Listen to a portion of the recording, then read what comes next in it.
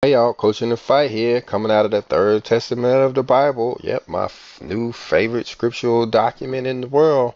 Uh, um, I say that jokingly, but it's actually true because this document help clears up a lot of the misunderstandings from the Old Testament and from the New Testament. I will go as far as to say that we cannot understand a lot of the Old Testament and the New Testament without the Third Testament of the Bible. There's a lot of people wrapped around the axle about what, the rapture is all about and what heaven and hell is all about and other aspects, the dead rising and all of those things that people have been confused about the Old Testament and the New Testament, sacrifices and all of that kind of stuff. Well, the Third Testament of the Bible, thanks to our Father who brought it to us, it clears up a lot of that information. We have to have it in order to unlock some of the secrets and some of the wisdom from the Old Testament and the New Testament. Now, I'm showing you this is part of the Third Testament of the Bible here. I wanted you to see particularly this ISBN number here in case you wanted to try to get a hard copy of the Third Testament of the Bible. And there's some other information here that can help you point to the Third Testament of the Bible. Now, we have links in our description to where you can download a free PDF version of the Third Testament of the Bible. But it's talking about here a website called the-third-testament.com. I haven't had much luck with that, but maybe you will. And also there's another link down in the description for an audio book that you can get over on YouTube and listen to the Third Testament of the Bible. And I've done that and it's pretty good. It's helped me out a lot as far as getting an understanding of the Third Testament of the Bible as I read through it. But I just wanted to show you guys this. Today I'm working on a class dealing with the elements.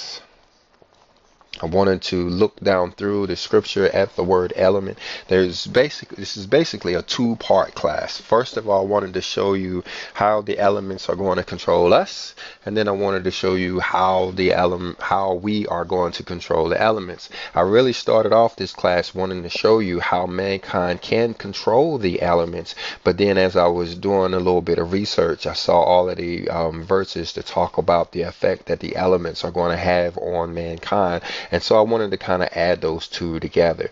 And the elements we're talking about, of course, are earth, wind, and fire, as well as water. And so let's jump down through these. I'm not going to hit all 85 of them, but I do want to jump down through and pick out some of the highlights of these. All right, let me jump at this one first. This is coming out of chapter 1, which is titled Waiting for the Second Coming of Christ. Verse 2 says, "They believed in God, but attributed to him only strength and the power of justice. They believed they understood the divine language through the elements of nature, so that when they saw them peaceful and serene, they believed that the Lord was pleased with the works of men.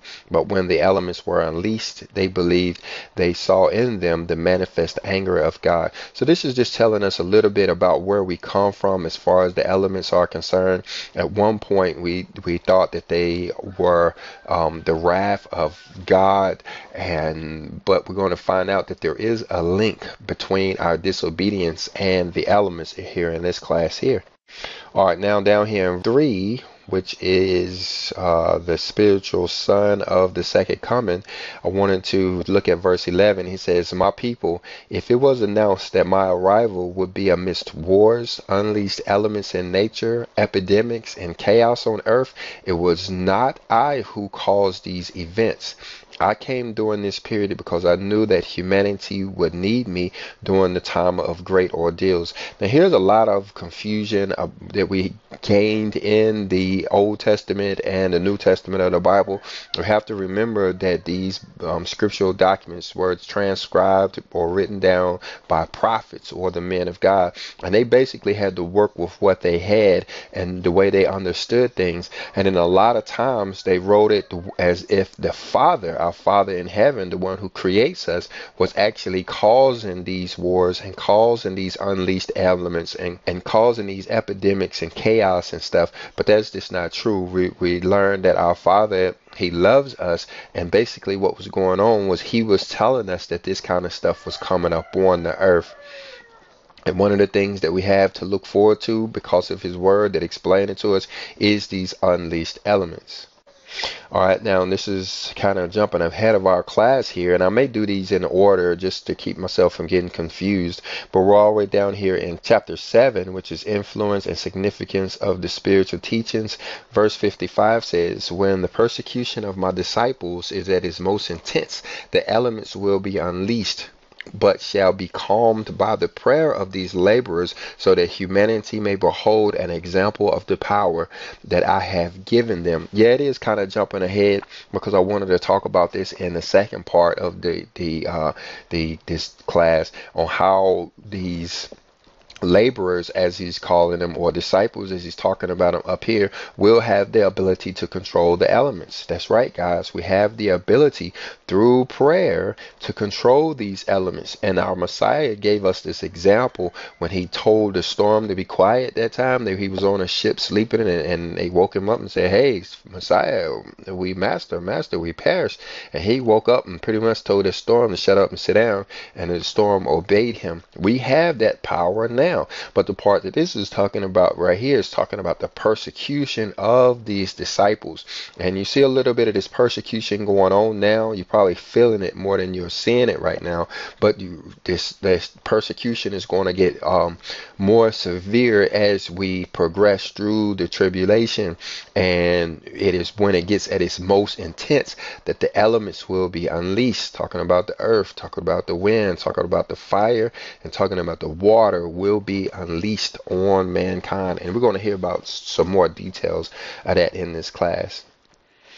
Down here in chapter 12, which is the passion, death, and resurrection, talking about the Messiah and what all he had to go through, he says, by demonstrating my power over the elements and my authority over life and death, talking about how he had the power over the elements. And remember, we have the same power that he had even back then, and that's what he was doing. He was giving us an example of how to use that power. All right, down here in chapter 17, which is the chapter on prayer, it's talking about the new way of worshiping God.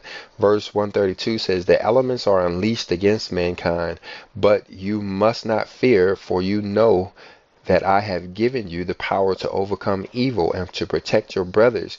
You can order those elements of destruction to stop, and they shall obey. If you continue praying and watching, you can perform prodigies and surprise the world. Yeah, again, talking about how we have the ability to control these elements. And again, he's telling us we control them through prayer. We have the ability to stop the rain. You remember the Masons like to have that saying, can you stop a train? Well, I believe I can stop a train. The question I have is, can you stop the rain? And yeah, the 144,000, the chosen, the elect, those individuals, the disciples, those individuals who are working to inherit the earth, they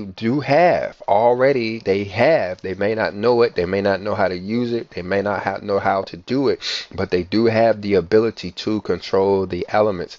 And as we progress through this thing, they're going to learn how to do so by way of prayer. Because he says right here, the elements are unleashed against mankind. We see all of this going on in the news, talking about hurricanes, that's your wind. Talking about earthquakes, that's your earth. Talking about the fires that are burning in the Amazon and the other parts of the world, that's your fire.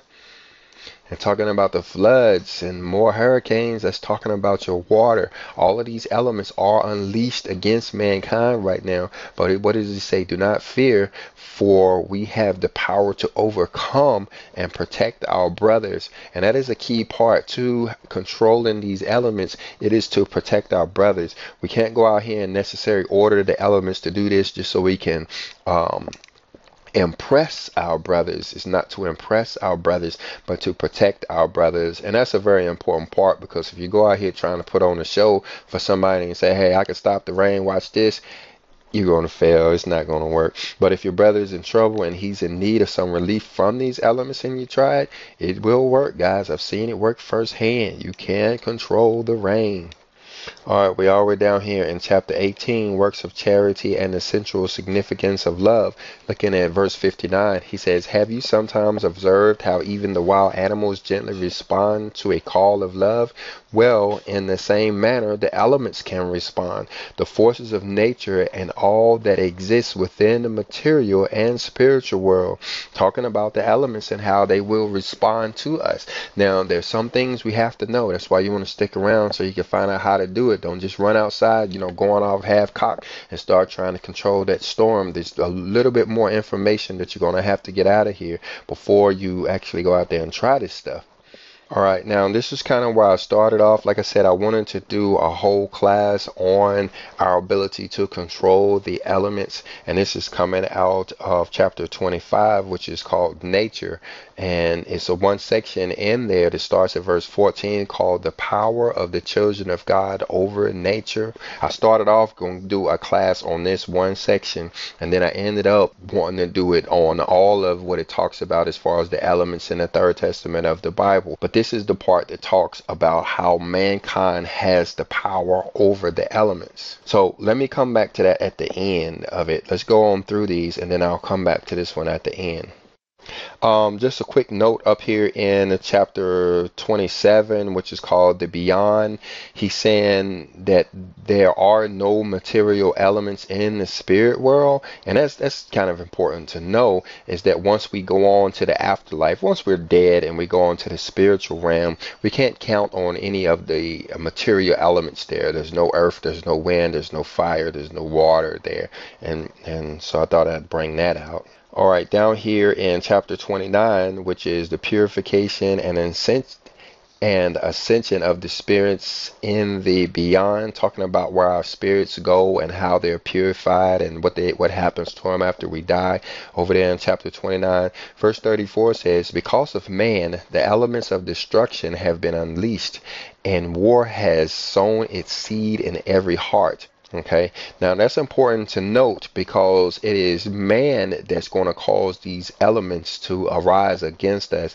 Like we said earlier, when we read in the Old Testament and the New Testament, there's some hints that the Father is bringing these elements on us as if there's some type of punishment, but they're not. It's even kind of blasphemous when we say that our Father is punishing us by way of these elements. That is not what he's doing. What he's doing is he's first of all warning us that these elements are coming upon us, and then telling us how we can deal with these elements. Down here in chapter 30, which is the development of the spirit through reincarnations, looking most of the way through chapter 8.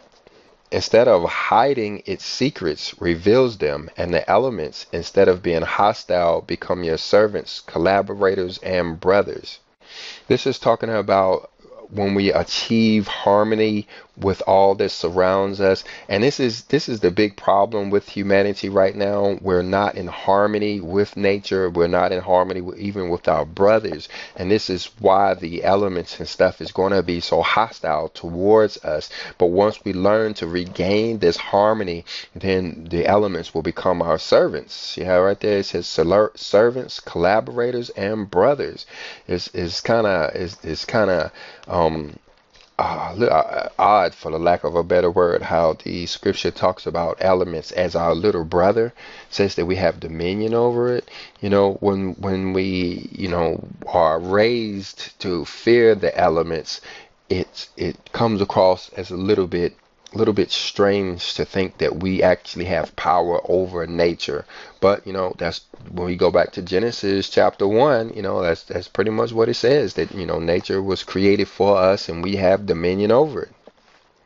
All right, down here in chapter 41, which is called Connections Between This World and the Beyond, looking at verse 5, he said, "It is necessary for you to know that those spirits, in their love and respect for the laws of the Creator, never take what is not theirs.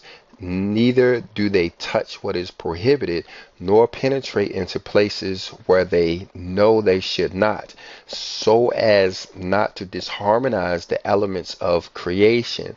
So So we're finding out how do we get out of harmony with the elements of creation. Well, those are some hints on how we actually do that, by touching things that are prohibited to us, by penetrating into places that we aren't supposed to go, by taking things that are not ours. That kind of stuff disharmonizes us. It puts disharmony between us and nature.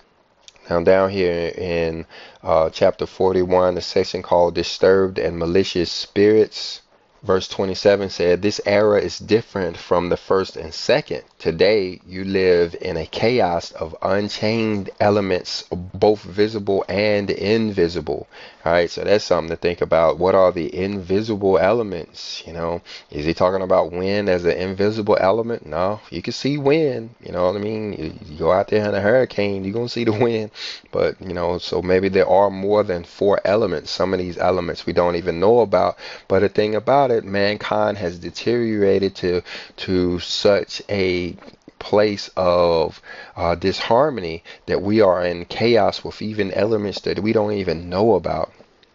All right, looking down here in chapter 46, which is the badly guided and materialistic man. The first section, chapter 1 says, "The purpose of creation of the world is man. For his pleasure I have placed there all the other beings and elements, so that he may make use of them for his preservation and enjoyment." Again, we said this a little bit earlier, how the elements are here to serve us. And so what it's talking about is here is even these elements were created for our benefit, for our purpose. And the thing about it, right now, they're about to get unleashed on us.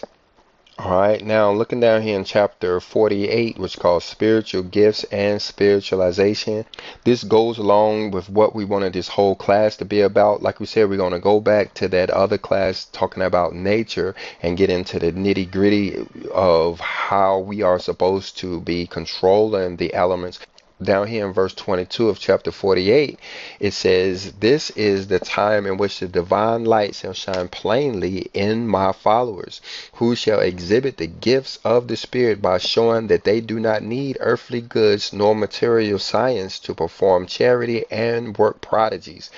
They shall heal in my name, curing the hopelessly ill, transforming water into healing balm, and raising the dead from their deathbeds. Their prayers shall have the power to calm the wind and assuage the elements and combat epidemics and evil influences." Talking about his followers, talking about the disciples, talk about those who are following and doing what they're supposed to be doing, will have all of these powers. Like he said, healing the ill, bringing those on their deathbeds, bringing them back to health, and also combating the epidemics, as well as assuaging the elements and the evil influences. This is a lot of the powers that we have. People talk about how the 144,000 would have superpowers, and they got them doing stuff like jumping over buildings or flying or walking through walls or having x-ray eyes and all of this other stuff we see in our comic books. But no, these are the powers that we're talking about. Those may be interesting, but how about these to be able to combat epidemics? You got the coronavirus that's taking over the world right now. How about these followers can combat these epidemics? You got evil influences, especially in high places, that are doing pretty much anything they want to do right now. There's a lot of people that are praying for these things, that are keeping some of this stuff at bay.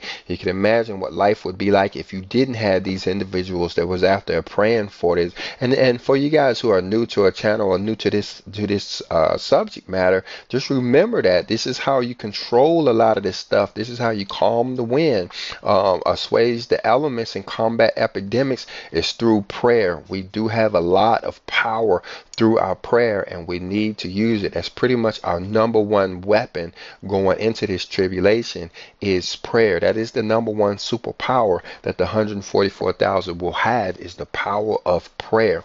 They know when to pray and they know how to pray. Many people surprisingly really don't know how to pray, and we do classes on that. There is some tricks to prayer.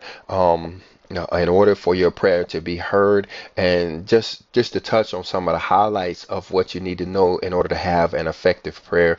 One, you need to be praying silently. A verbal prayer isn't going to get you there. He's not outside. He doesn't need to hear our voice. He is a spirit being, and he says in his scripture that he is closer to us than even our eyelashes. So he wants us to have a spirit to spirit communication, meaning he wants us to pray in silence. And another thing, he wants us to address him as Father. When we open up our prayers, we say, "Our Father who art in heaven, hallowed be thy name." That's how we open up every prayer, with that phrase, concentrating on each one of those words silently as we run through those. And when we do so, we actually unlock the spirit world, where our voices can be heard in the spirit world. And then when we say to our prayers and silently, from that point, our prayers will be heard. Calling him God and calling him Lord doesn't really get it there. And, saying long verbal prayers don't really get it there either. That's why a lot of prayers don't get answered in noun times. But, we teach that. So look for Coach in the Fight prayer or something like that, or go to our playlist and look for classes that we give on prayer. All right, now we're getting into more of the nitty gritty of some of the stuff that we need to learn here, looking at chapter 48, which is still the spiritual gifts and spiritualization. It says, when men achieve spirituality, they shall be creatures superior to all that surrounds them. Yet until now, they have been only weak beings at the mercy of the influences, the elements, and the forces that ought not to be above man, because they are not superior to him. So this is important. Once we achieve spirituality, this is one of the things about those who are working to become one of the 144,000 is they're actually working on their spirituality. When the 144,000 emerge, when those candidates emerge, they will be spiritual beings. They will have their spirituality intact. But they're just the front runners. They're just the guys that are going ahead. That's going to help teach the rest of us, to achieve our spirituality. Like we were saying, we'll have spirit to spirit communications with our Father by way of prayer and such. But once we get there, once we become spiritual beings, what does it say? We will be superior to all that surrounds us. We will be superior to even the elements and these other forces. We are already superior to them now. We already have these powers now. It's just that we are materialistic, and we're kind of handicapped because of the so much stuff is going on around us that's keeping us from being able to take advantage of these powers that we have. All right, let's look down here, chapter 50, which is called Culture and Science. Looking here at verse 10, he says, "Yet when will man's studies and research be inspired by love? Only then will his works in the world be solid. For as long as ambition, pride, materialism, and hatred are the motives of science, men will continue to be called to account by the unleashed elements punishing their recklessness." So the elements are a punishment for the recklessness. Because why? Because our scientists are only motivated by ambition, pride, materialism, and hatred. Meaning, hatred being wars and stuff. They're trying to come up with the fastest weapon or whatever. Or materialism is their money. They want to get rich, or they have ambition and pride. There's no love there. There's no desire to serve the Father in as a motive. And so as long as they continue to be in that manner, then the unleashed elements will punish them for their recklessness. And that's what we have going on. Down here in verse 33 of chapter 50, he says, "What do you want me to say about your wise men of today, those who provoke nature and defy the forces and elements, making the good appear bad?" So this is what's going on. You have CERN going on over there. You have all of these scientists who are studying war and such. and even working to change how the Father has created these beings down here, even human beings. You see cloning and other kind of stuff going on. Basically, they are provoking nature and defy the forces and elements making the good appear bad. He says, there shall be great pain for having picked and eaten the unripe fruit of the tree of science, when it could have matured with only love. Meaning these scientists and stuff, they realized they had these powers and they could have used these powers to do good, but instead of, waiting for those fruits to ripen, they went ahead and picked them. And why did they pick them? Again, for pride, for materialism, for hatred, and for ambition. Looking down here at 34, he says, if humanity is not in harmony with the universal law that governs all creation, there shall come a lack of control that manifests itself in the force of the elements. And that's what we have going on, guys. That's why you're starting to see so many earthquakes, so many floods, so many hurricanes. We got stars that's about to fall from the sky. We got all kinds of stuff going on dealing with these elements. 35 says, man has dismantled the atoms, and his evolved brain takes advantage of that discovery to obtain greater power and cause death. Yeah, so that puts your mind of CERN and what they're doing over there when it says dismantle the atoms. Yeah, we're talking about, subatomic particles and that kind of stuff that mankind has been studying since I was in, engineering school.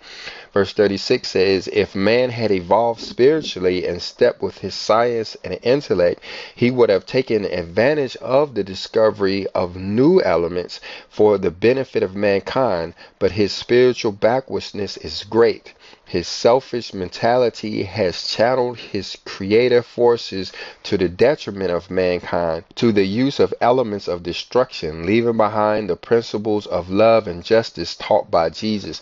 So, we just had the wrong motivations when it came time to study the elements. We didn't study them for the right reasons. Down here in 53, which is the time of judgment has arrived. Verse 14 says, in the meantime, mankind will have to be touched by the elements of nature in different ways until they are convinced that superior forces exist and that man's materialism is highly inferior to those forces. Talking about our war machine. When you read Revelations, it seems to say that there's going to be a huge war over there in the Middle East somewhere. And while they are inflicting so much damage on each other, it seems as though nature arises and wipes both sides of the fight out. It wipes out all of their little war machines or whatever. And that's what I believe he's talking about here, is how the elements will teach men that man's materialism is highly inferior to the elements, basically being washed away by the flood.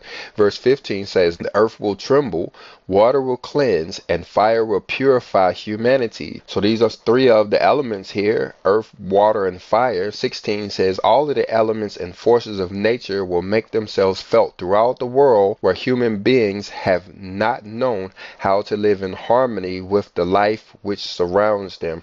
Now, this is, I think about this often, where it says, it seems to be pointing to different places. Like it said that the elements that are arising are pointing to the places in the world where human beings have not known how to live in harmony. So I started thinking, well, there was an earthquake in Puerto Rico, or there was a fire in the Amazon, or there was, this going on in Texas, or that going on there. Is this where these individuals haven't learned to live in harmony or whatever?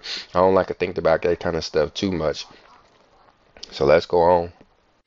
All right, down here in chapter 55, which is the purification of the world and humanity in the judgment, verse 4 says, verily I say to you that if at this period men do not cleanse the blemishes that they have left in their spirit, the elements will come as heralds announcing my justice and my glory, and purifying mankind of all impurity.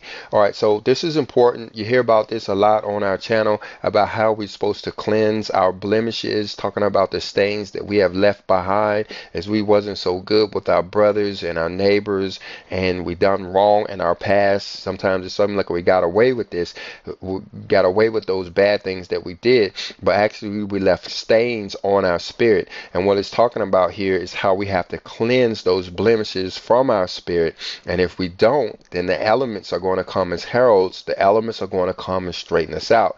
Now, the ways that we cleanse our spirit is basically by doing charitable deeds. There's two ways to cleanse your spirit. One is through love. The other is through pain. Now, he's talking about the pain here. The pain is going to come on us by way of these elements, but we can get ahead of that pain and not wait on that pain to cleanse our spirits by going ahead and doing charitable deeds, doing good deeds for our brother, sharing, helping, whatever our conscience tells us to do in order to help others. There's one of our viewers, her name is Dawn Connors, and she was telling me, or she was saying how I should help remind people on how we should be doing charitable deeds. So I take this opportunity to do just that, remind people that we are supposed to be doing as much good for as many people as we can. When we see people broken down on the side of the road, stop and help them out. When we see an individual struggling with their babies or whatever, at the grocery store, help them out. When we see somebody who can't maybe pay for their meal or can't pay for their groceries and we have money and we can help them out. We need to be doing as much as we can, because it is this stuff that actually helps cleanse our spirit. And yeah, I do get passionate about this, guys. I do get passionate about helping people out, because this is why we have to cleanse these blemishes off of our spirit. And if we don't, we got these elements that's going to come and purify us for us. So we don't want to wait on those, guys. You'd rather give up off of a little bit of your comfort in order to help your brother than wait for a hurricane to come and straighten you out. I believe you would. I believe everybody have choices. Everybody like choices, but I believe you'd rather. Well, let me just speak for myself. I would rather help my brother or help my neighbor or help somebody instead of waiting for a big windstorm to come and push my house over, or some earthquake to come and swallow me up or something like that. So and I believe that goes for everybody, but I can only speak for myself. So help each other. Help. Again, this is up here in chapter 55, verse 47 says, "Fields will be covered with the dead, the innocent will also perish, some will die by fire, others by hunger, and others by war. The earth will tremble, the elements will be moved, lava will flow from the mountains, and the seas will become turbulent." Talking about the tribulation, talking about what's going to happen in order to help purify the earth. Like we were saying, you need to be doing charitable deeds in order to cleanse your spirit. Well, you could imagine the majority of the people are not going to do that. The most of the people are still going to try to be stingy. They're still going to try to take care of themselves. Even the ones that are aware of this stuff coming up on humanity, a lot of people are going to be trying to look out for their own selves and not going to try to look for mankind. And this is some of the stuff that they have that's coming up on him. The elements will be moved.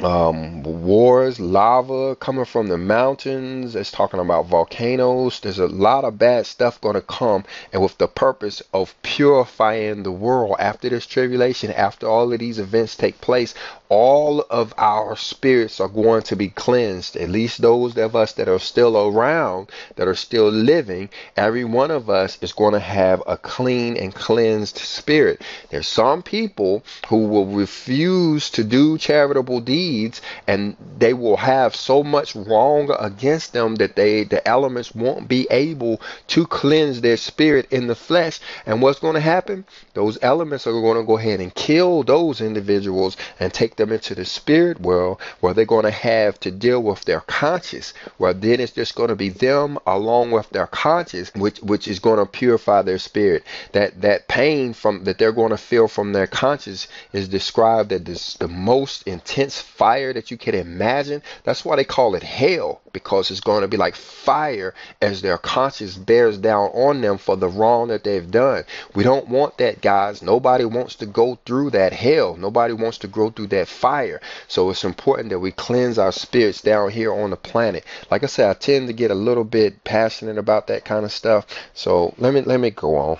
Down here in 49, he says, the tree of scientific knowledge will be greatly shaken by the fury of the elements of nature, and humanity will receive the fruits of that fall. Who, other than man, will be responsible for causing the elements of nature to become unleashed? Yeah, so there's a lot going on there. First of all, it's man has made these elements to become unleashed. So this lava that he's talking about up here, this trembling earth and these turbulent seas and all of that stuff going on up there, of course the war is all created by man. But check this out down here. Once the fury of these elements of nature has fallen, then humanity will receive the fruits. And I think of every time I hear that verse, I always think about, okay, how that volcanic ash has so many elements in it that it does so much to fertilize the earth. And so if the earth is completely covered in volcanic ash, how afterwards we're going to have an abundance of fruit and abundance of vegetables and such, So there's some good going to come out of it. Remember, the Bible says that everything works for the good of those who love the Lord. And so, even volcanoes is eventually going to help us out. It's going to be a bad day between time, but it gets better. All right, down here in verse 55, down here in verse 56 of chapter 55, he says, to make you understand the era in which you live, volcanoes shall arise, fire shall surge from the earth to exterminate the evil seed.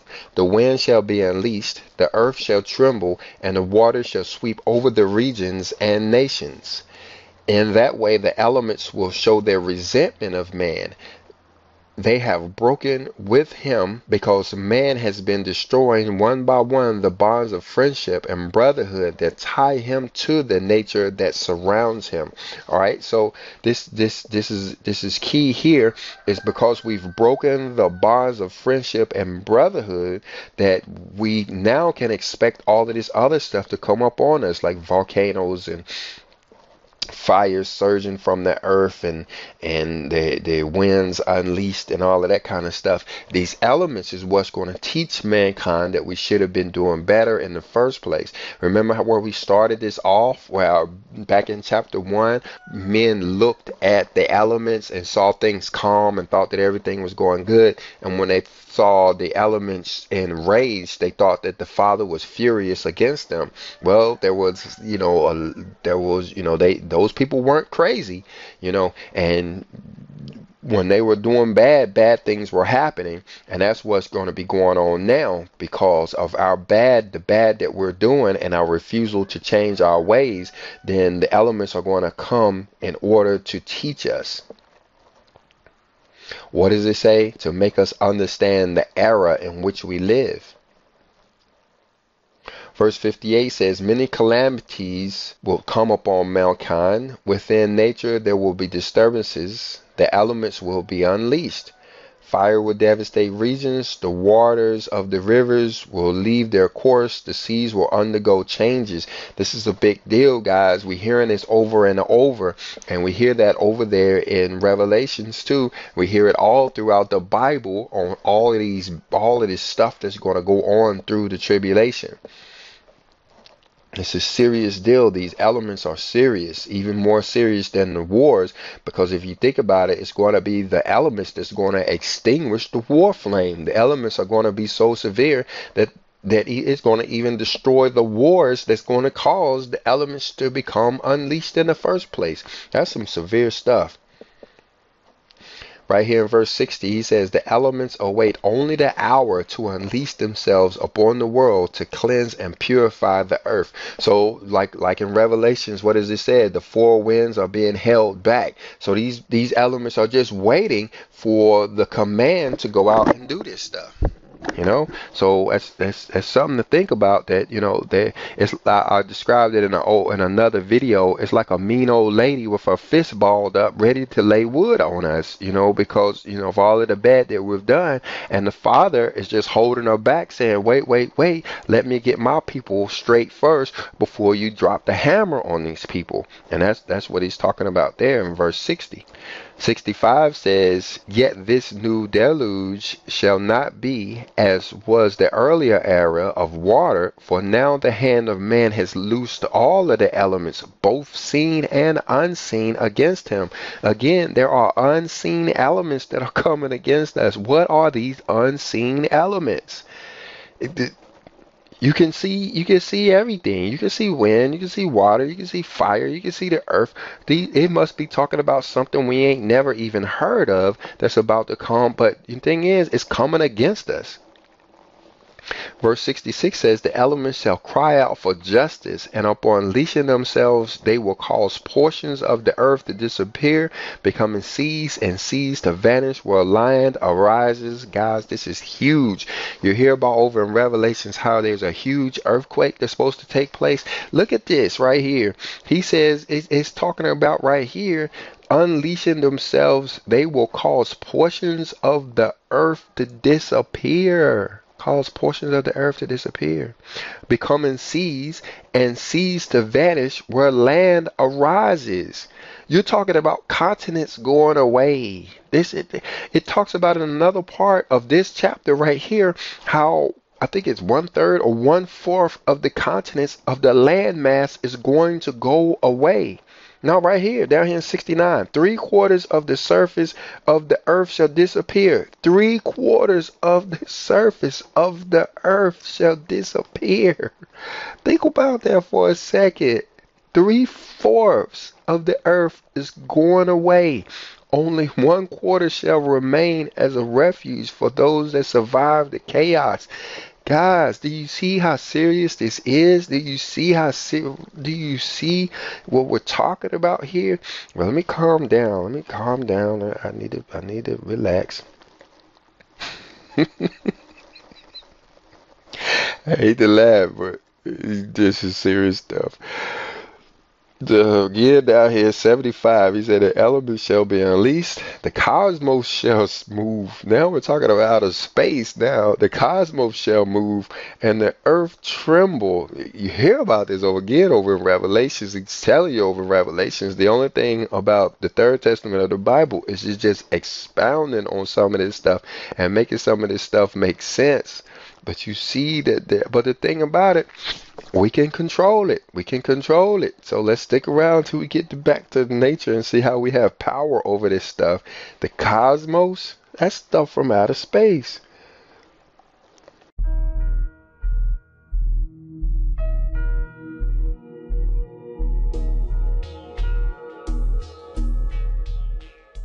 Well, matter of fact, guys, I'm gonna go over here to this section in nature, because I think we're starting to get the point here. Is the elements and what we can expect of our elements is going to be pretty severe. And so let's come over here. This is this section out of chapter 25 again is called nature. You have a section called the power of the children of God over nature.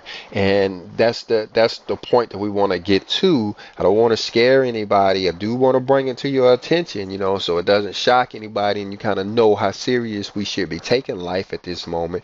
I want you to realize that we can control this stuff. We have the ability to control these elements, the earth, the wind, the fire, the water. We can control that stuff. We can control the epidemics that are taking over the world. We can control these wars that are going on by way of prayer, guys. We just got to learn this stuff and use it to our advantage. I don't know if I've said it in this video. If I did, let me go ahead and repeat myself. Prayer is the #1 superpower that that the 144,000 chosen elect will have in the end times. But the rest of us, we can start to use this power now. It's not like they're anything special about these guys, other than they are the front runners. They are the first ones that's going to go on to come back and help us to learn. But we can learn this stuff now. We can learn to use these powers that the Father has given us now. So let's talk about the power of the children of God over nature. Verse 14 says, the elements will obey you when you comply with my law, and when you ask it of me for the benefit of your brethren. All right, so then we're going to take this little section. There's only a few verses here, but we're going to take these a little bit slower.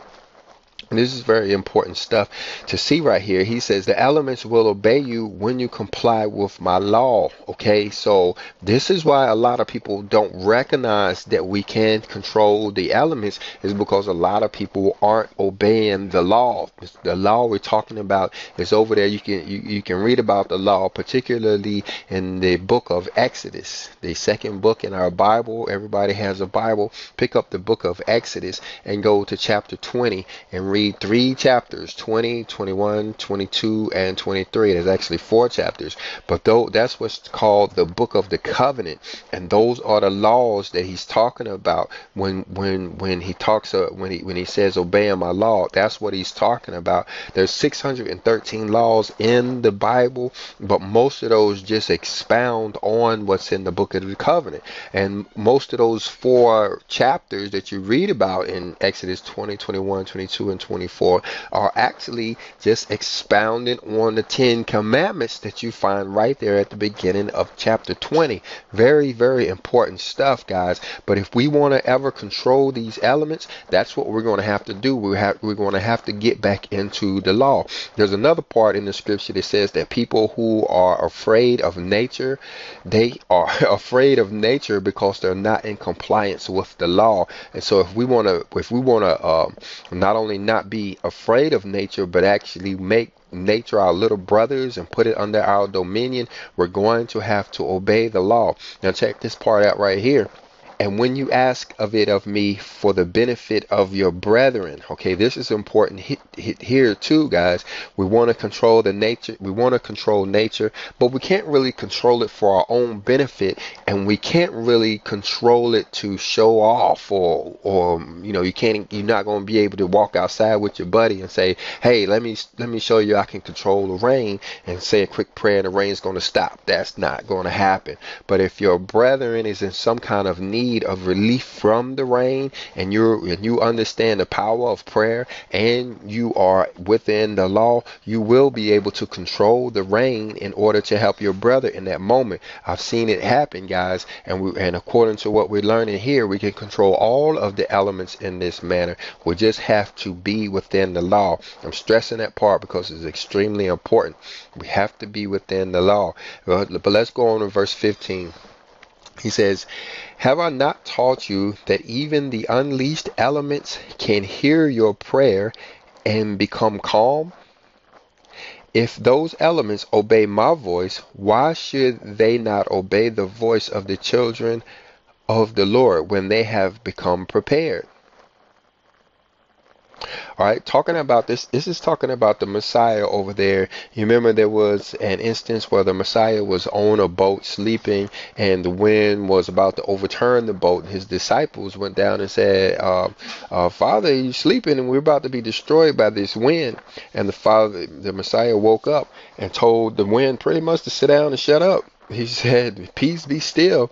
And the wind just stopped blowing there. And what he's talking about here is this was a demonstration of how we can control these elements. And what he's talking about is how we too have this power if we become prepared. And that's the same thing as saying up there, guys. We have to comply with his law. We have to be prepared. So there's a lot of people who are going to try to start controlling the weather and trying to control elements after this, and we should. Anytime there's a hurricane, anytime there's an earthquake going on, anytime there's anything going on that's affecting a whole lot of people, tornadoes and such, that's the first thing we should start doing, is start praying for these individuals, praying that they are protected from the wind, or even praying to have these elements to stop and give these people relief. But if we're not prepared, we may not see a lot of these prayers being answered. We may not see a lot of relief going on. So that's the first step, guys. Is, well, now I ain't gonna say it's the first step. I'm saying start praying now. Even if you don't think you are prepared, start trying to use these powers now to control these elements. But then start getting prepared to go get into those laws there.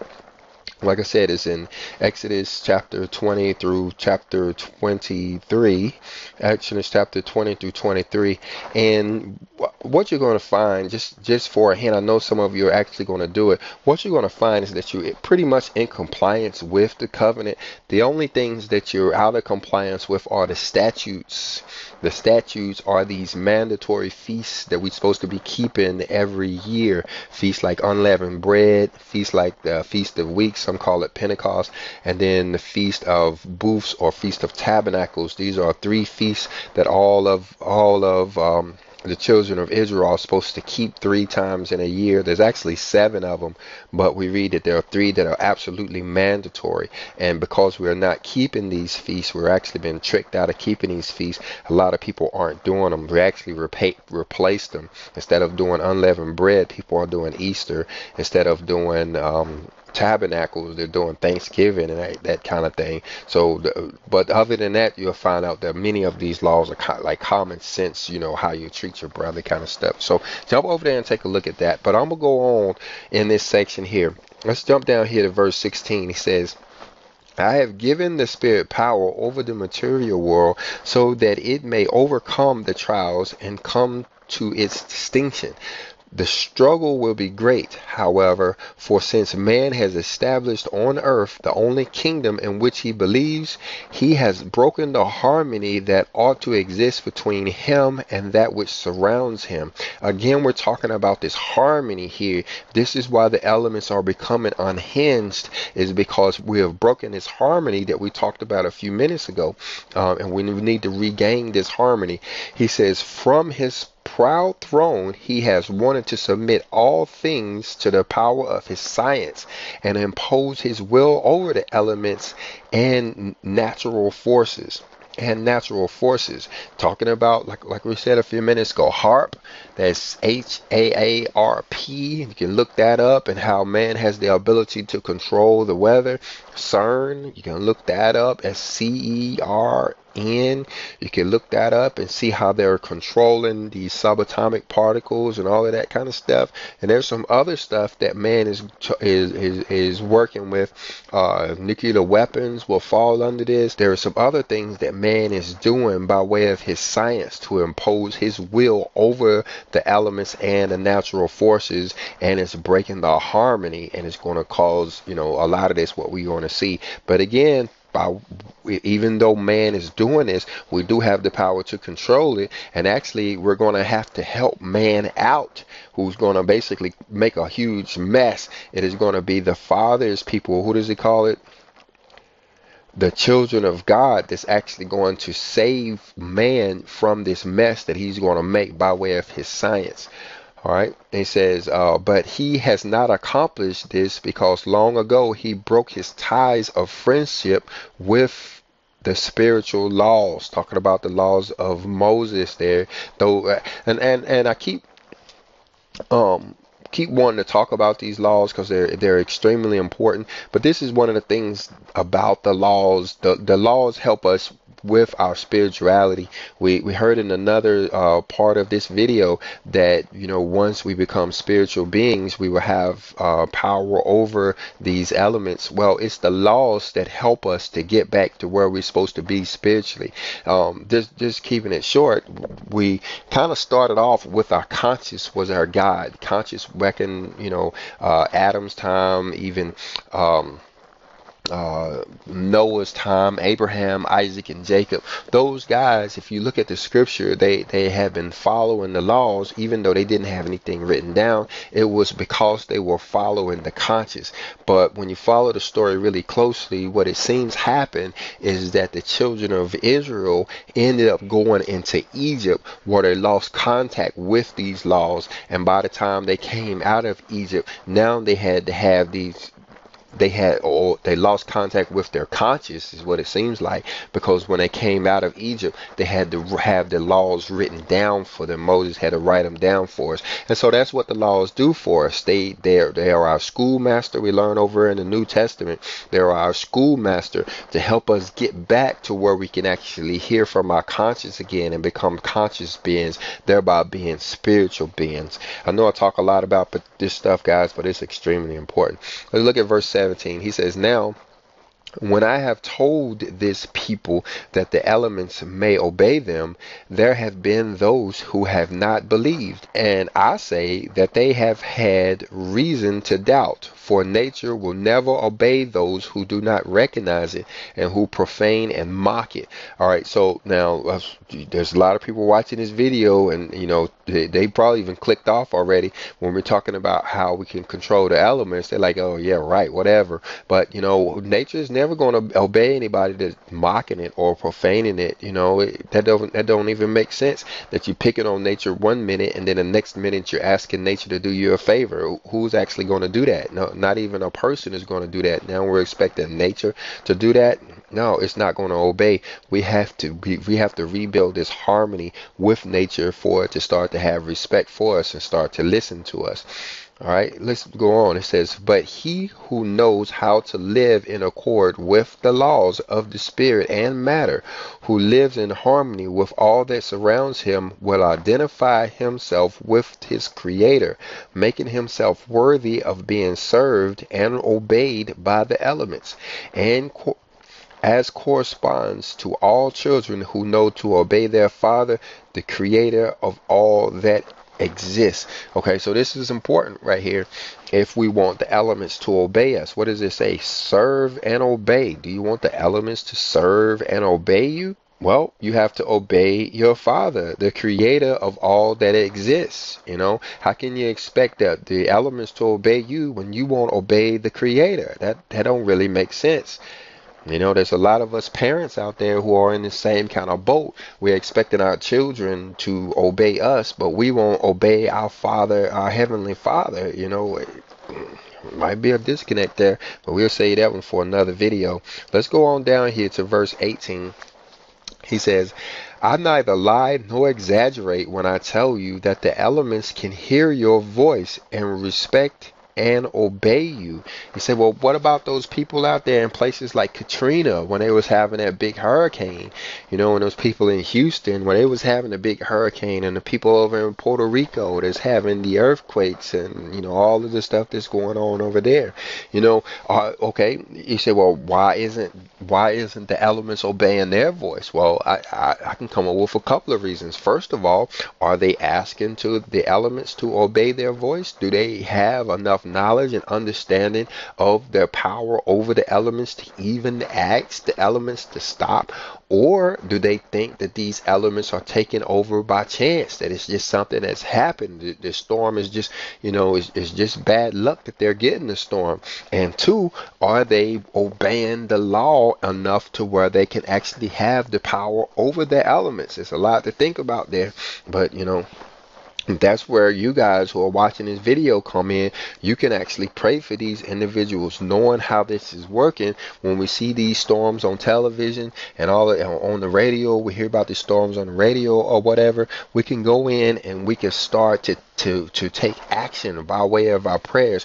A lot of times, that's why I even listen to the news even more than I used to. I listen to the news nowadays looking for opportunities to pray for people in trouble. When I start to hear about earthquakes and start to hear about storms and that kind of stuff, I go into prayer warrior mode and start praying for these individuals, talking about like epidemics and all kinds of stuff.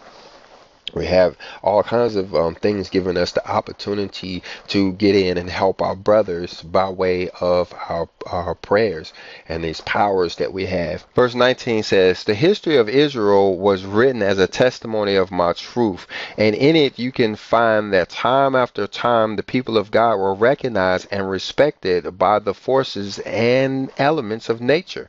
Why should you not be the same?" Talking about how all throughout the scripture, particularly in the Old Testament, people were able to control the elements. And I went down and I grabbed me a piece of paper and I started writing some of these things down. But you can go in but you'll remember these. You remember how Moses was able to part the Red Sea? That's water. He was able to take effect over that water and actually part the sea.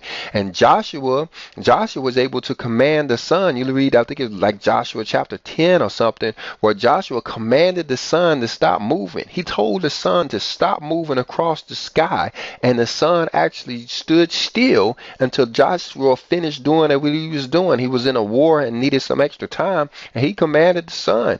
And then you had Elijah over there that controlled the rain. It was like Elijah got mad one day and said, "You know what? Let it stop raining until I say so." And it was no rain on the planet for like 3.5 years. People started going through droughts and all kinds of stuff. And then of course you had all of that what the Messiah went through. He was walking on water. That's controlling water, guys. You had him, like we talked about, on that ship, and he commanded the wind to stop blowing. And he did lots of things controlling the elements. He was our example, but there was other people too. You remember Elijah and Elias, I think it was his name. Well, Elias, he was like Elijah's assistant. Like you read about him in 2 Kings chapter 6, I think it's verse 6, where he actually made a axe head float on water. The guy had lost his axe in the water, and Elias, I think Elisha, he went over there and made the axe head float, steel, metal, iron or whatever, floated up on the surface of the water, and the guy was able to grab it out. And then another one, Elijah, in 2 Kings chapter 1, it starts off with him bringing down fire on these soldiers. These soldiers came to get him. It was like the king said, "Come over here," and Elijah was like, "You know what? Let fire come down and burn all you guys up." And it just basically burned up like 100 people.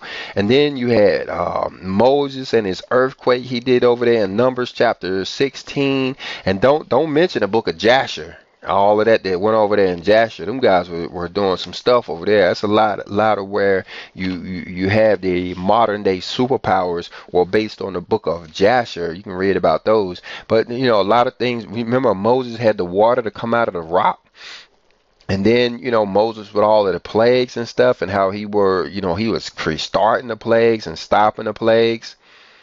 And you think about Shadrach, Meshach, and Abednego that went inside that furnace over there in Daniel chapter 3, how they stayed in that furnace for a while, and they never got burned, didn't even come out smelling like smoke. Well, that's power over fire. Then another one with Elijah and how he was able to part water. He parted some water, just took his mantle and smacked the water, and it separated. He was able to walk across like it was the Red Sea or something. But you ask, well, what did all of these people have in common? They were obeying the law, and they was doing so in order to help their brother and such. And so that's why they was able to do this stuff. And so my point is that we have these same powers when we get in line. When we start to do what we're supposed to do, we will have these same powers over the elements. Look at verse 20. He says, "By chance, do you believe that my power or my love for humanity has varied with the passage of time?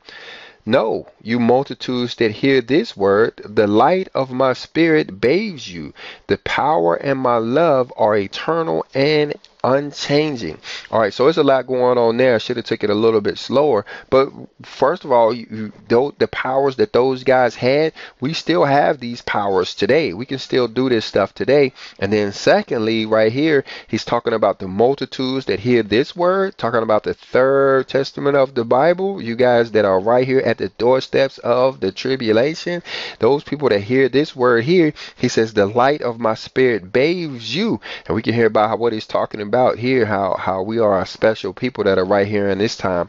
And then he says, my power and my love are eternal and unchanging. All right, guys, I'm going to go ahead and wrap it up there. Chapter 20 goes on to talk a lot more about the elements as you can imagine, but check out the book. You can find a link to the PDF down in the description, or you can find a link to the audio version down there as well. All right, so if you got something out of it, go ahead and hit the like button. If you didn't get anything out of it, hit the dislike button. If you have any comments, any feedback at all, please leave it below. We do answer comments. We do appreciate all of the feedback that you guys are giving us, and continue to pray for us, continue to pray for others, continue to do charitable deeds. Remember, go get Exodus chapter 20 and read about the law. Subscribe to our channel, and any other good thing you can see to do.